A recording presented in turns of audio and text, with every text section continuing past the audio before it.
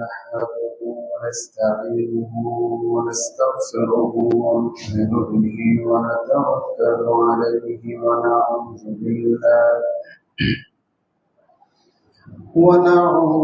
بالله من شرور أنفسنا ومن سيئات أعمالنا.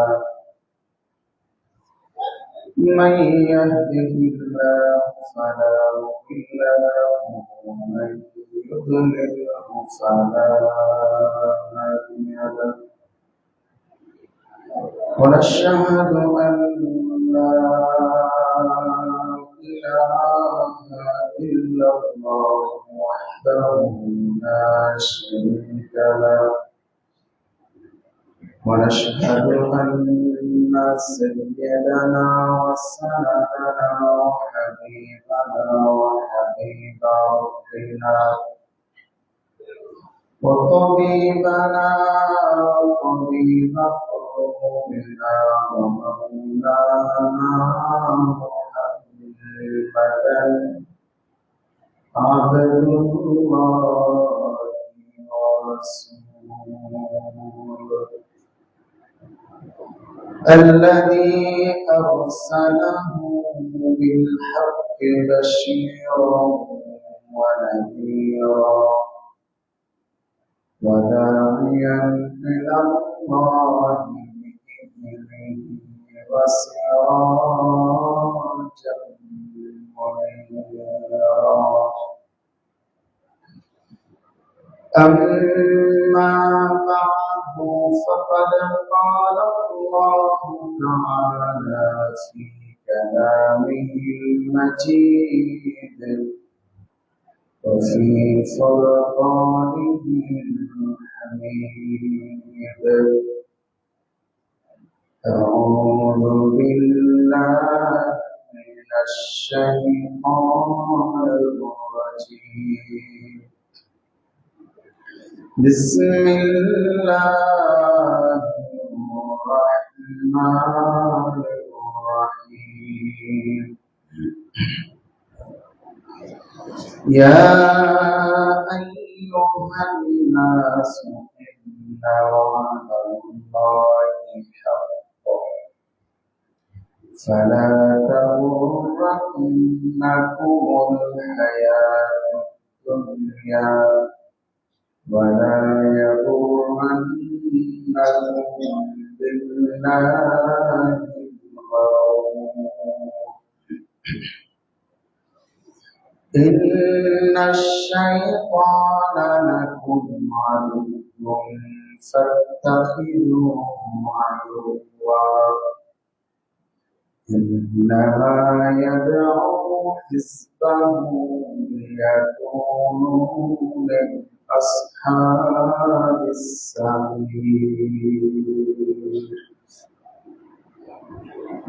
آمنت بالله صدق الله مولانا العلي العظيم وبلغنا رسوله النبي الكريم ونحن على ذلك لمن الشاهدين والشاكرين والحمد لله رب العالمين.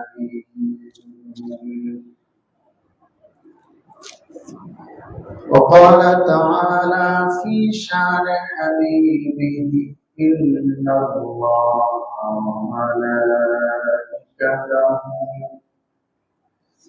يصلون على النبي يا أيها الذين آمنوا صلوا عليه وسلموا تسليما. সবাই সুবহান করে মুহাম্মদের সাথে নামাজে দুরূদ পড়ি। আল্লাহুম্মা সাল্লি আলা মুহাম্মাদিন ওয়া আলা আলি মুহাম্মাদ কামা সাল্লাইতা আলা ইব্রাহিম ওয়া আলা আলি ইব্রাহিম ইন্নাকা হামিদুম মাজিদ। اللهم بارك على محمد وعلى آل محمد كما باركت على إبراهيم وعلى آل إبراهيم إنك حميد مجيد. سبحانك لا علم لنا إلا ما علمتنا إنك أنت العليم الحكيم. সম্মানিত মুসলিম کرام, শ্রদ্ধা ভাজন মুরব্বিয়ান, সকলকে আন্তরিক মোবারকবাদ জানিয়ে শুরুতেই মহান আল্লাহ পাক পরওয়ারদিগার আলামের অসংখ্য অগণিত তারিফ এবং প্রশংসা আদায় করছি। সেই মহান মুনিবের দরবারে আমি শানে লাখ কোটি শুকর ও সুজুদ পেশ করছি, যে মহান রব, মহান মালিক আমাদেরকে অত্যন্ত দয়া করে, মায়া করে, মহব্বত করে, ভালোবেসে পবিত্র মাহে রমাদানের পরে শাওয়াল মাসের প্রথম জুমাবারে আল্লাহ পাকের মহান হুকুম সালাতুল জুমার লক্ষ্যে আল্লাহ তাআলার পবিত্র ঘর মসজিদে হাজির হওয়ার তৌফিক এনায়েত করেছেন। এজন্য আমরা রব্বুল জালালের দরবারে আলিশানের দিক থেকে শুকরিয়া আদায় করে বলছি আলহামদুলিল্লাহ। সম্মানিত উপস্থিতি, বছরের 12 মাসের ভেতরে রমজান হচ্ছে শ্রেষ্ঠ মাস, ইবাদতের মাস, ইবাদতের সিজন। ওই মাসে আমরা অন্য সময়ের তুলনায় সবাই অন্য সময়ে যতটুকু না ইবাদত বন্দেগী করি তার চাইতে বেশি যার যার সামর্থ্য অনুযায়ী আমরা ইবাদত করার চেষ্টা করেছি। তো রমজান মাসে আমরা যা ইবাদত করলাম, আল্লাহ তাআলার গোলামি করলাম, আল্লাহ তাআলার তৌফিকেই সেটা সম্ভব হয়েছিল। তো আমরা আমাদের আমলনামাকে বৃদ্ধি করেছি, আমাদের আমলনামায় আমল জমা করেছি। এই আমলগুলো জমা করার পরে আমাদের করণীয় কি, এই রমজান পরবর্তী করণীয় সম্পর্কে আজকে সংক্ষেপে কিছু কথা বলার চেষ্টা করবো ইনশাআল্লাহ। আল্লাহ তাআলা যেন আমাকে কথাগুলো ইখলাসের সাথে বলার তৌফিক দান করেন, আমাদের সকলকে আমল করবার নিয়তে শোনার তৌফিক এনায়েত করেন, আমিন। রমজানের যে শিক্ষা, রমজানে আমরা যে যে ইবাদত করেছি, এই প্রত্যেকটা ইবাদতের শিক্ষা শুধু আমাদের রমজান মাসেই সীমাবদ্ধ থাকুক এটা আমরা চাই না, বরং রমজানের শিক্ষা আমাদের সবার দিলে জায়গা করে নেক সারা বছর জন্য, সারা বছর সারা জিন্দগি যেন রমজানের শিক্ষার বাস্তবায়ন থাকে। তো রমজান পরবর্তী করণীয় সমূহের মধ্য থেকে একটি করণীয় হচ্ছে, আমরা রমজানে আমলের যে আমলনামাটাকে যেভাবে বৃদ্ধি করেছি, সমৃদ্ধ করেছি, লা নুবতিলুল আমাল, আমরা যেন আমাদের সেই আমলগুলোকে আর বাতিল না করি, নষ্ট না করি। রমজান পরবর্তী কোনো কাজ যেন আমাদের আমলকে নষ্ট না করে দেয়, এ ব্যাপারে সবাই সচেষ্ট থাকতে হবে। পরিশ্রম করে আমল জমা করার পরে আমরা নষ্ট না করা, এটা হচ্ছে আমাদের করণীয়।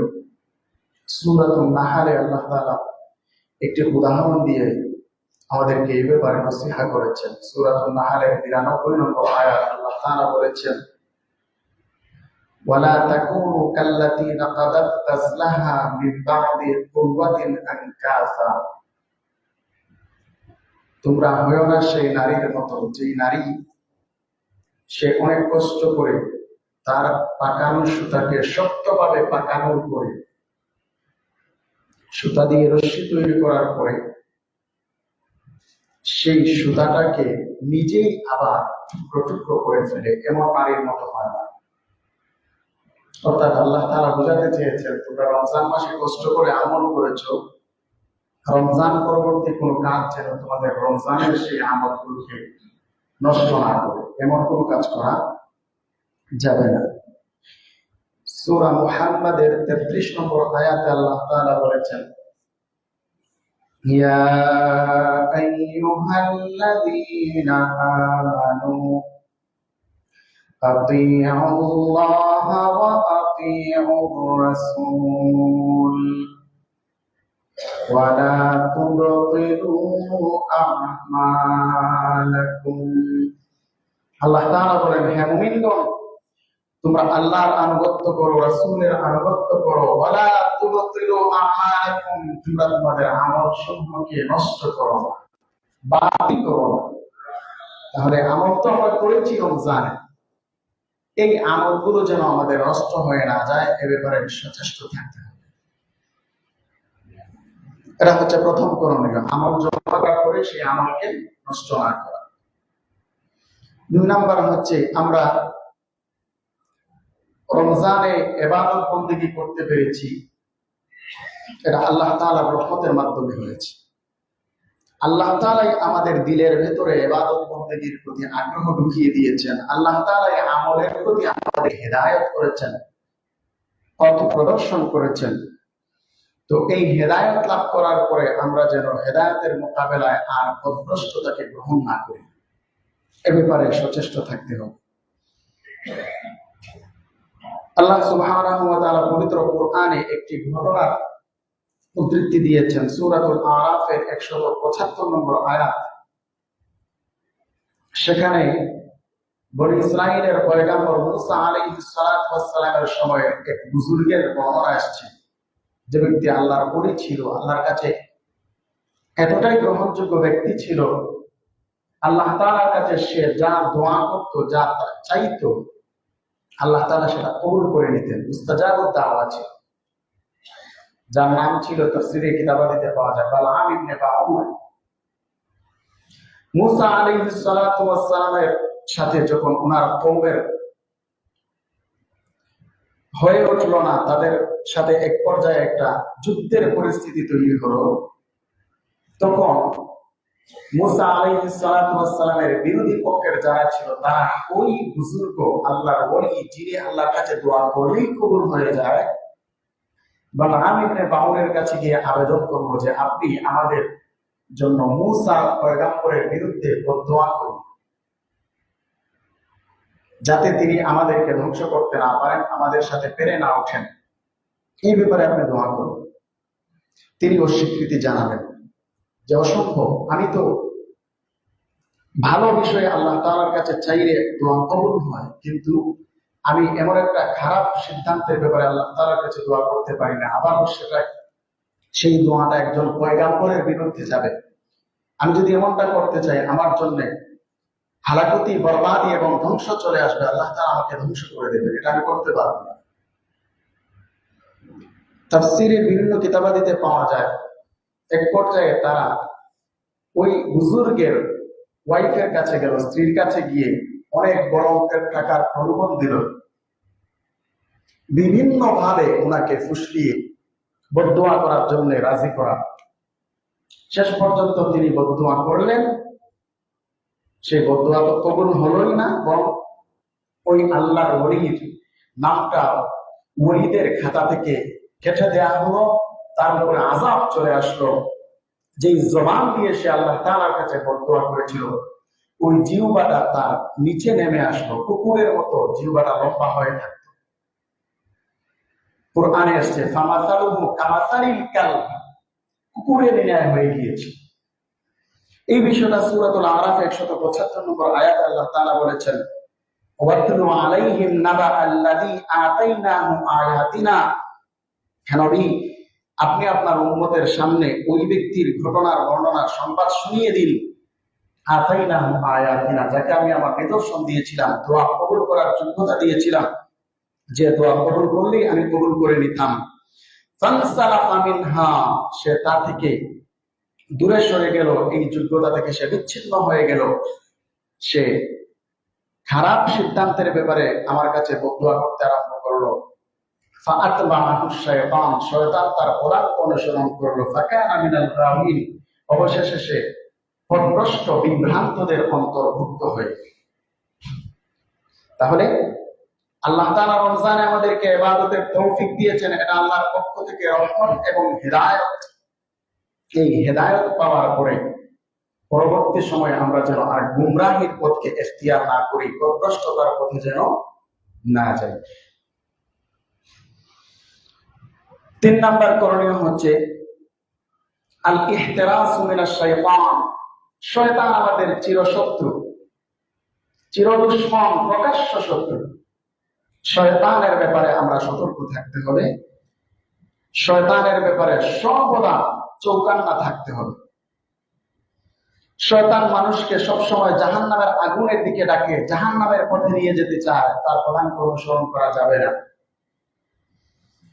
আল্লাহ সুবহানাহু ওয়া তাআলা বলেন, ইয়া আইয়ুহান নাস, ইয়া আইয়ুহান নাস ইন্না ওয়া'দাল্লাহি হাক্ক ফালা তাগুররান্নাকুমুল হায়াতুদ দুনিয়া ওয়ালা ইয়াগুররান্নাকুম বিল্লাহিল গারুর।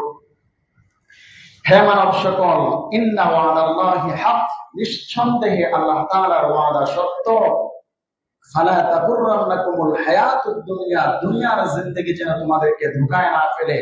ওয়ালা ইয়াগুররান্নাকুম বিল্লাহিল গারুর, কোন ধোঁকাবাজ শয়তান যেন তোমাদেরকে প্রতারিত করতে না পারে। ইন্নাশ শাইতানা লাকুম আদু, নিঃসন্দেহে শয়তান তোমাদের শত্রু। শত্রুকে শত্রু হিসেবে চিহ্নিত করে ফাত্তাখিযুহু আদুওয়া, শত্রু হিসেবেই গ্রহণ করো, তাকে শত্রুই মনে করো। ইন্নামা ইয়াদউ হিজবাহু লিয়াকুনু মিন আসহাবিস সাঈর, এই শয়তান তার দলবল যারা আছে, শয়তানের পার্টি যারা আছে, দলের লোক যারা আছে, শয়তানের অনুসারী যারা আছে, ইন্নামা ইয়াদউ হিজবাহু লিয়াকুনু মিন আসহাবিস সাঈর, সে তাদেরকে আহ্বান করতে থাকে, ডাকতে থাকে, তার পথে নেওয়ার জন্য চেষ্টা করতে থাকে। কেন? লিয়াকুনু মিন আসহাবিস সাঈর, যেন তারা জাহান্নামীদের অন্তর্ভুক্ত হয়ে যায়। অর্থাৎ শয়তান মানুষকে জাহান্নামের পথে ডাকবে, তার পথে পা বাড়ানো যাবে না। রমজানে আল্লাহ সুবহানাহু ওয়া তাআলা শয়তানকে শেকল দ্বারা বন্দী করে রেখেছিলেন। শয়তান শেকলাবদ্ধ ছিল, শৃঙ্খলিত ছিল। ওই শয়তান রমজান চলে যাওয়ার পরপরই সে ছাড়া পেয়েছে। সে ছাড়া পাওয়ার পরে যখন দেখবে তার অনুপস্থিতিতে মানুষ আমল করে করে, ইবাদত বন্দি করে করে আমলের পাহাড় গড়ে তুলেছে, আমল নামকে সমৃদ্ধ করেছে, সেটা তার সহ্য হবে না। তখন সে অন্য সময়ের তুলনায় তার অতীতের সে বকেয়াটা সুদে আসলে উসুল করার চেষ্টা করবে। সে আর গভীর ষড়যন্ত্রের মাধ্যমে মানুষকে পথহারা করার চেষ্টা করবে। তো এ ব্যাপারে আমরা যেন শয়তানের পদাঙ্ক অনুসরণ না করি, তার ব্যাপারে যেন আমরা সর্বোচ্চ সতর্কতা অবলম্বন করি। শয়তান মানুষকে চতুর্দিক থেকে ধোঁকা দিচ্ছে চাইবে। সূরাতুল আরাফের 17 নম্বর আয়াতে আল্লাহ তাআলা বলেছেন, যখন শয়তানকে মারদুদ হিসেবে, বিতাড়িত হিসেবে আল্লাহ তাআলা তাকে ঘোষণা করেছিলেন, তখন সে আল্লাহ তাআলার সামনে ওয়াদা দিয়েছিল, আল্লাহ তাআলার কাছে কিছু অনুমতি নিয়ে, ক্ষমতা নিয়ে সে শেষ পর্যায়ে বলেছিল, সুম্মা লাআতিয়ান্নাহুম মিন বাইনি আইদিহিম ওয়া মিন খালফিহিম ওয়া আন আইমানিহিম ওয়া আন শামাইলিহিম ওয়া লা তাজিদু আকসারাহুম শাকিরিন। সে বলেছিল, হে আল্লাহ, আপনার যত বান্দাবান্দি আছে, আমি তাদের সামন দিক থেকে, পেছন দিক থেকে, ডান দিক থেকে, বাম দিক থেকে, চতুর্দিক থেকে তাদের সামনে আমি আমার প্রতারণা এবং ষড়যন্ত্রের জাল বিছিয়ে দেব। তাদেরকে যদি সামন দিক থেকে আমি চেষ্টা করব তাদেরকে গুমরাহ করার, সেদিক থেকে না পারলে পেছন দিক থেকে আক্রমণ চালাবো, সেদিক থেকে না পারলে ডান দিক থেকে আক্রমণ চালাবো, সেদিক থেকে সফল না হলে বাম দিক থেকে আক্রমণ চালাবো, যেদিকে সম্ভব সেদিক থেকে আক্রমণ চালিয়ে প্রতারিত করে তাদেরকে আমি পথহারা করার চেষ্টা করব। সে আল্লাহ তাআলার সামনে চ্যালেঞ্জ করে এসেছিল। সেই চ্যালেঞ্জে তাকে সফল হতে আমরা দিতে পারি না, এ ব্যাপারে সর্বোচ্চ সতর্ক থাকতে হবে। এটা হচ্ছে আমাদের 3 নাম্বার করণীয়। শয়তানের ধোঁকায় পড়া যাবে না। 4 নাম্বার করণীয় হচ্ছে আমরা রমজান মাসে অন্য সময়ের তুলনায় নামাজের প্রতি সচেষ্ট ছিলাম। এ ব্যাপারে নামাজের ব্যাপারে আজম বিল জাজম করতে হবে। আল আজমু আলা আল্লাহ নাতুকাস সালাত, আমরা আর সালাত ছাড়বো না, নামাজ ছাড়বো না। রমজান চলে যাওয়ার পরে আমাদের হালত যেন পাল্টে না যায়, এটা হচ্ছে আমাদের করণীয়। যদিও আমাদের কিছুটা পাল্টে গেছে, পরিবর্তন হয়ে গেছে। রমজানে মসজিদ ভর্তি মুসল্লি ফজরের ওয়াক্তে, কিন্তু রমজান চলে যাওয়ার পর থেকেই মসজিদে আর ফজরের সময় মুসল্লি খুঁজে পাওয়া যায় না। এটা অত্যন্ত দুঃখজনক। রমজানে যে সমস্ত ভাইয়েরা নামাজে হাজির হয়েছিলেন, ওনারা তো এই মহল্লারই মানুষ, এর আশপাশেই তো থাকেন। রমজান চলে যাওয়ার পরে ওনারা কি বাসা চেঞ্জ করে এখান থেকে চলে গেছেন? যান নাই তো, এই মহল্লারই বাসিন্দা আছেন, তাই না? তাহলে রমজান চলে যাওয়ার পরে এই পরিবর্তন কেন? এটা দুঃখজনক। তো নামাজ না ছাড়ার প্রতিজ্ঞা করা রমজান পরবর্তী করণীয়। আল্লাহ তাআলা সূরাতুল বাকারার 238 নম্বর আয়াতে আমাদেরকে সতর্ক করেছেন, বলেছেন হাফিজু আলাস সালাওয়াতি ওয়াস সালাতিল উসতা ওয়া কুমু লিল্লাহি কানিতিন। হে মুমিনরা, হাফিজু আলাস সালাওয়াত, 5 ওয়াক্তের নামাজের হেফাজত করো, ওয়াস সালাতিল উসতা, বিশেষ করে মধ্যবর্তী সময়ের নামাজ। মুফাসসিরিন কেরামের বিভিন্ন বক্তব্যের ব্যাপারে আছে মধ্যবর্তী সময়ের নামাজ বলতে কোন ওয়াক্তের নামাজ। তবে একটি হাদিস থেকে এর প্রমাণ পাওয়া যায়, মধ্যবর্তী সময়ের নামাজ বলতে আসরের নামাজ। বিশেষ করে আসরের নামাজের ব্যাপারে সতর্ক থাকো। তাহলে 5 ওয়াক্তের নামাজের হেফাজত করতে হবে। হাদিসে আসছে, সুনানে নাসাইর বর্ণনা, নবীজি বলেন, ইন্না আউওয়ালা মা ইউহাসাবু বিহিল আবদু ইয়াওমাল কিয়ামাতি সালাতু। কিয়ামতের দিন, পরকালে সর্বপ্রথম মানুষের আমলের মধ্য থেকে নামাজের হিসাব নেওয়া হবে। অনেকের প্রশ্ন হয়, এখানে বিভিন্ন হাদিসে বিভিন্ন আমলের কথা আসছে, বিভিন্ন বিষয়ের কথা আসছে, কোনটার হিসাব আগে নেওয়া হবে? মনে রাখবেন, হক 2 ধরনের, একটা হচ্ছে আল্লাহর হক আর একটা বান্দার হক। বান্দার হকের মধ্য থেকে হাদিসে আসছে যে রক্তের হিসাব প্রথম নেওয়া হবে। মানে এটার উদ্দেশ্য হচ্ছে বান্দার হকের মধ্য থেকে সর্বপ্রথম রক্তের হিসাব নেওয়া হবে, হত্যাযজ্ঞের হিসাব নেওয়া হবে। আর আল্লাহর হকের মধ্য থেকে সর্বপ্রথম নামাজের হিসাব নেওয়া হবে। নামাজ যার সঠিক, তার সমস্ত আমল সঠিক বলে স্বীকৃতি পাবে। আর নামাজে যার ত্রুটি বিচ্যুতি ধরা পড়বে, ওই ব্যক্তির অন্যান্য কাজের ভেতরে দুর্বলতা, ত্রুটি ছিল, কমতি ছিল, সেটা প্রমাণিত হয়ে যাবে। অতএব নামাজ যার ঠিক, সে সফল হবে। নামাজ যার বেঠিক, সে বিফল হবে, ব্যর্থ হবে, জাহান্নামীদের অন্তর্ভুক্ত হবে। এজন্য নামাজের ব্যাপারে সতর্ক থাকা। আমাদের যে সমস্ত সম্মানিত মুসল্লিয়ান, আপনারা রমজানের পরেও নামাজে অ্যাক্টিভ আছেন, মসজিদে হাজির হচ্ছেন, আপনাদের জন্য 2টি খুশির কারণ। এই জন্য খুশি হওয়া উচিত। 1 নম্বর কারণ হচ্ছে যে আল্লাহ তাআলা আপনাকে মসজিদের মেহমান বানান নাই, মসজিদ ওয়ালা বানিয়েছেন, মসজিদের আহাল বানিয়েছেন। কারণ মেহমান কারো বাড়িতে যাওয়ার পরে মেহমানদারি শেষ হলে সে তার বাড়িতে চলে যায়, বাড়িওয়ালা ঠিকই বাড়িতে থাকে। তো আপনি রমজানে মসজিদে হাজির হয়েছেন, রমজানের পরেও মসজিদে আনাগোনা করছেন, আসা যাওয়া করছেন, মানে আপনি বাড়িওয়ালা, মসজিদওয়ালা। আল্লাহ তাআলা আপনাকে মসজিদওয়ালা হিসেবে কবুল করেছেন।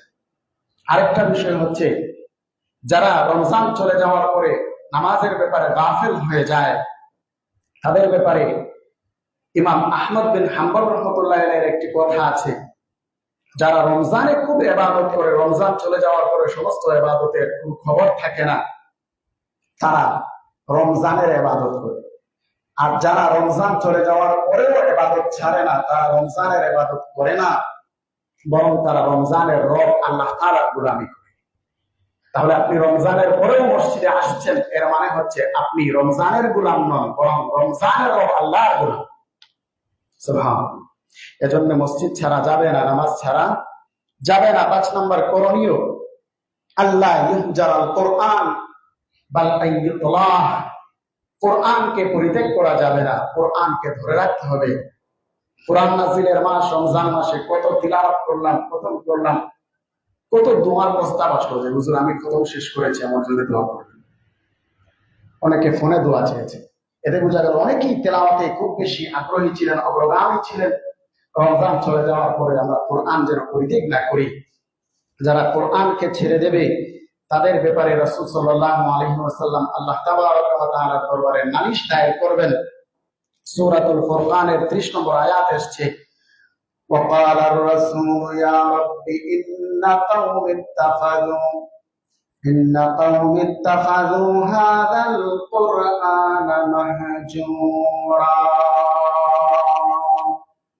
রাসূলুল্লাহ সাল্লাল্লাহু আলাইহি ওয়াসাল্লাম আল্লাহ তাবারক ওয়া তাআলার দরবারে বলবেন, হে আমার রব, ইন্না কওমি ইত্তাখাযু হাযাল কুরআনা মাহজুরা, আমার উম্মত এই কোরআনকে পরিত্যাগ করেছিল, পরিত্যাগের বস্তু বানিয়েছিল, পরিত্যক্ত করে রেখেছিল।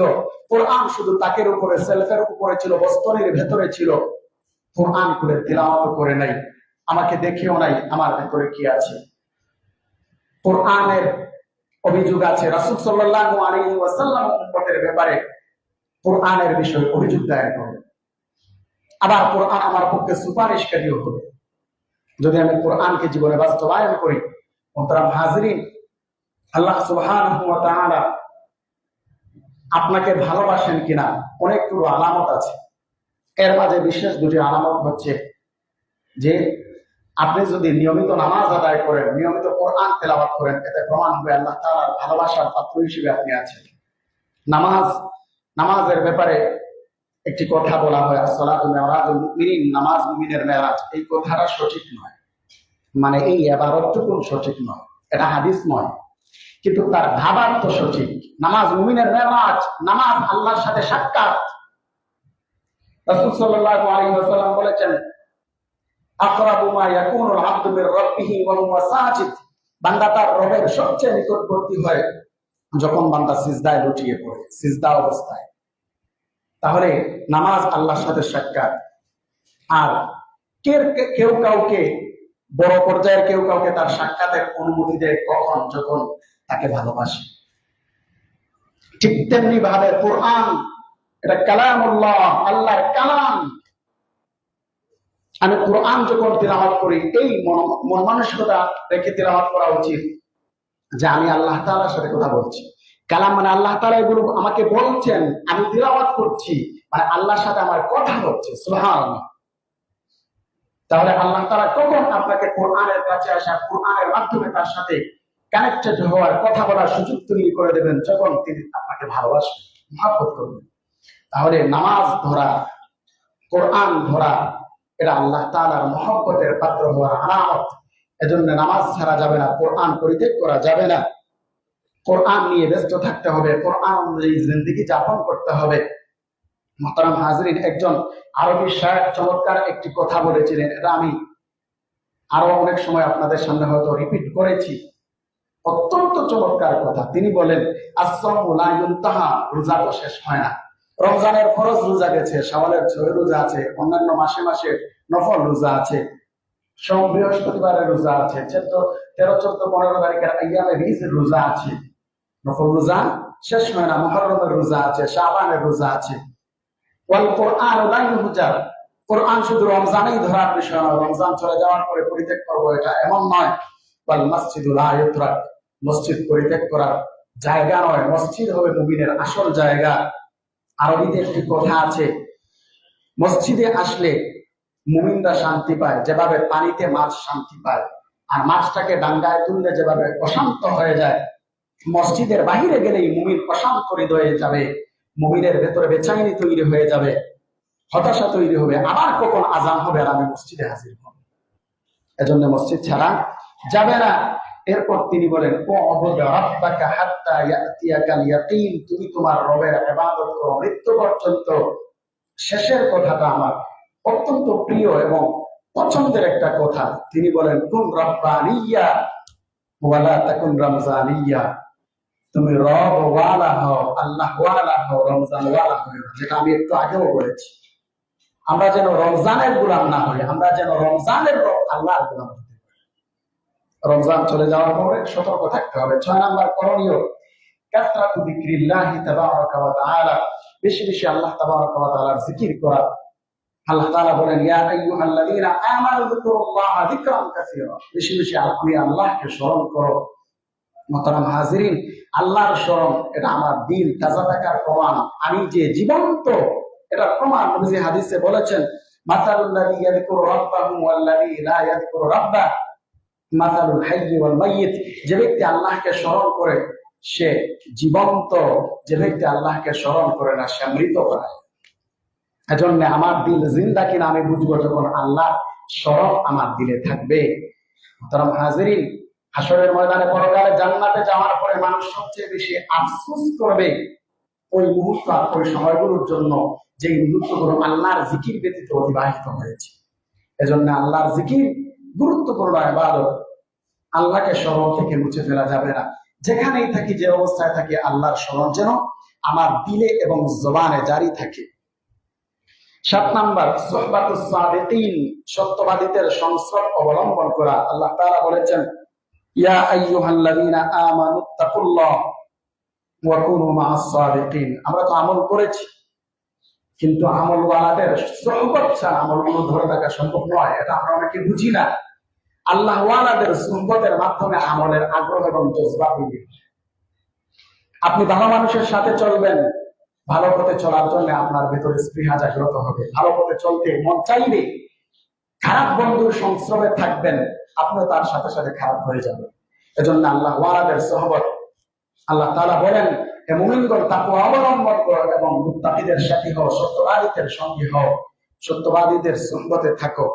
8 নাম্বার করণীয়, রমজানে আমরা সবরের উপরে ছিলাম, সবরের আমলটা খুব বেশি ছিল আমাদের মাঝে, যারা আমরা সত্যিকার অর্থে রমজানটা আল্লাহর গোলামীতে কাটিয়েছি। এজন্য সবরের উপরে চলার চেষ্টা করতে হবে। রমজানের ভেতরে এই সবরের মিনিংটা পরিপূর্ণ রূপে ছিল। সবরের 3টা পার্ট আছে। একটা হচ্ছে আস-সাবরু আলা তাআহ, আল্লাহর আনুগত্যের ক্ষেত্রে সবর। আরেকটা হচ্ছে আস-সাবরু আনিল মাসিয়া, আল্লাহ তাআলা নিষিদ্ধ বিষয় বর্জন করার ক্ষেত্রে সবর। আরেকটা হচ্ছে যেটা আমাদের কাছে সবর হিসেবে পরিচিত, আস-সাবরু ইনদা শাদাইদি ওয়াল মাসাইব, মুসিবতে বিপদে ধৈর্য ধারণ করা সবর। 3টা মিনিং একসাথে ছিল। আমরা আল্লাহ তাআলার হুকুমে পানাহার বর্জন করেছি, আল্লাহ তাআলার হুকুমে আমরা নিষিদ্ধ বিষয় বর্জন করেছি। পানাহার বর্জন করেই শুধু সীমাবদ্ধ ছিলাম না, অন্যান্য সমস্ত অঙ্গ প্রত্যঙ্গের গুনাহ থেকেও নিজেকে বিরত রেখেছিলাম। 2টা ছিল। আবার রোজা রাখা আসলে তো সহজ ছিল না, অনেকটাই কষ্টের ছিল। সেই কষ্টের মুহূর্তেও আমরা সবর করেছি। এই সবরের শিক্ষা রোজার ভিতরে খুব গুরুত্বের সাথে পাওয়া যায়। আর সাবিরিন যারা, তারা আল্লাহ তাআলার কাছে বেহিসাব পুরা প্রতিদান পাবে। সুবহানাল্লাহ। আরেকটা হাদিস এসেছে, ওয়াস-সাবরু সাওয়াবুল জান্নাহ, সবরের প্রতিদান হচ্ছে মাত্রই জান্নাত। সুবহানাল্লাহ ওয়া বিহামদি। আরেকটা শিক্ষা হচ্ছে সিদক, সাদাকাত, সত্যবাদিতা। রমজানে আমরা জবানকে হেফাজত করেছি, মিথ্যা বলি নাই, সত্য বলার চেষ্টা করেছি। এই 2টা ধরে রাখতে হবে। রমজানে আরেকটা বৈশিষ্ট্য আমাদের ছিল, আমরা মানুষের সাথে সুন্দর ভাষায় কথা বলেছি, কোমল ভাষায় কথা বলেছি, শালীন ভাষায় কথা বলেছি, জবানের হেফাজত করেছি। এটাকে ধরে রাখতে হবে। নবীজির একটা হাদিস এসেছে, চমৎকার হাদিস। জান্নাতের ভেতরে এমন একটা কক্ষ আছে, যেই কক্ষটা, এই যে গ্লাস ফিটিং করা, এগুলো তো অনুন্নত। জান্নাতের উন্নত, কেমন উন্নত হবে সেটা আল্লাহ তাআলাই ভালো বলেন, ভালো জানেন। এমন কক্ষ যেটা বাহির থেকে ভেতর দেখা যাবে, ভেতর থেকে বাহির দেখা যাবে।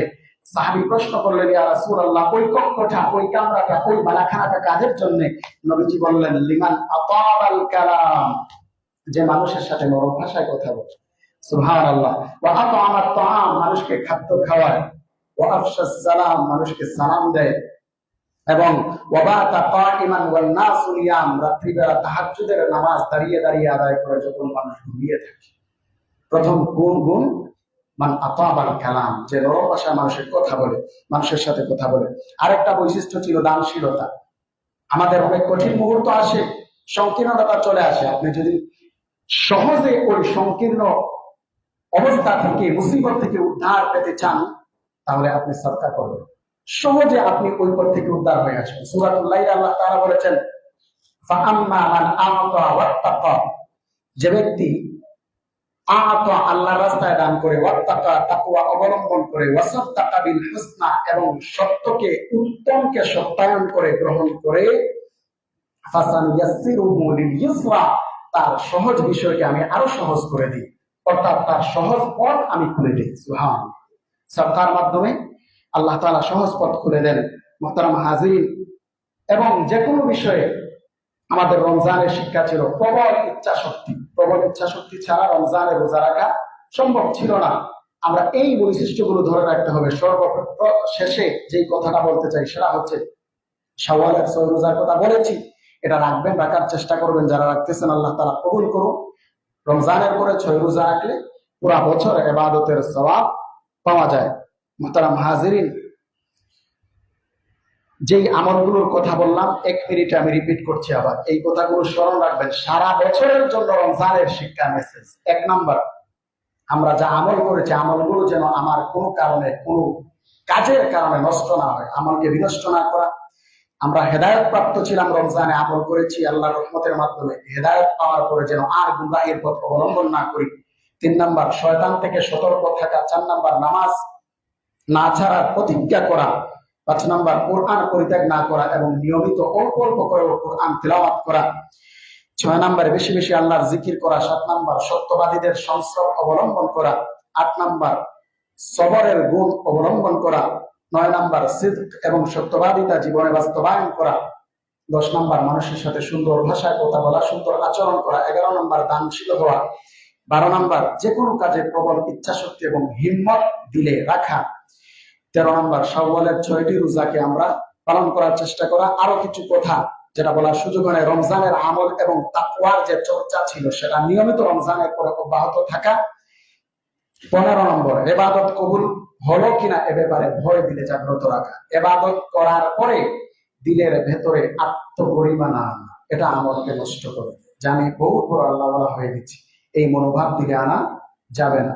এবং একটা মেসেজ আপনাদেরকে দিই, লুকমান আলাইহিস সালামের জীবনের সার্থকতার একটি কথা, যে আপনি আমল করার পরে আপনার অতীতের আমলের কথা ভুলে যান, তখন নতুন আমল করার তৌফিক নসিব হবে। যদি মনে রাখেন আমি আমল করেছি, আমার জুড়িতে আমল আছে, আমার পুঁজি আছে, মনে করবেন কিছুই করি নাই, তখন নতুন ভাবে আবার আমল করার তৌফিক নসিব।